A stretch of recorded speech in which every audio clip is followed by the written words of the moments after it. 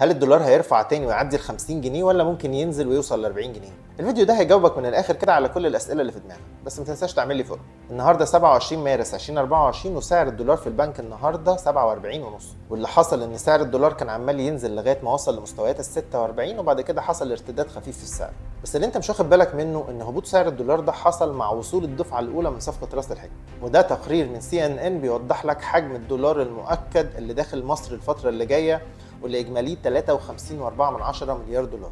دخل منهم 15 مليار بس، لسه 20 مليار هيدخلوا اخر ابريل اللي هم الدفعه الثانيه من راس الحكمه، و8 مليار من صندوق النقد، و7.4 مليار من الاتحاد الاوروبي، و3 مليار من البنك الدولي. واكيد انت متخيل معايا تاثير دخول المبالغ دي على سعر الدولار هيبقى عامل ازاي. وضيف كمان بقى ان جولدمان ساكس بيتوقع تدفق الاموال الساخنه تاني لمصر بعد ما كان خرج اكتر من 20 مليار دولار السنه اللي فاتت. ده غير كمان تحويلات المصريين في الخارج اللي كانت نزلت السنه اللي فاتت 10 مليار دولار بسبب السوق السوداء، دلوقتي هترجع ترد تاني لان اللي بيحول بقى بيحول من بره مصر على البنك عادي.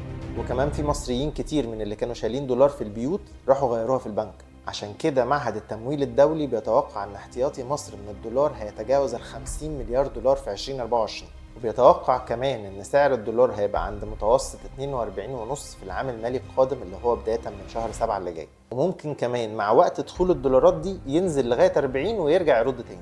بس اللي انت مش واخد بالك منه ان في حاجة ممكن تقلب المعادلة كلها، وهي ان السعودية تدخل، لان السعودية لسه ما دخلتش، وكان في صفقات كتير واقفة بسبب التعويم، وحاليا السعوديه بتستعد لصفقات واستثمارات كبيره جدا في مصر. عشان كده فكره ان الدولار يعلى دي انساها خالص الفتره اللي جايه، بالعكس ده هينزل وممكن يوصل لمستوى ال 40 جنيه، وحتى لو حصل ارتداد في السعر هيرفع شويه ويرجع ينزل تاني.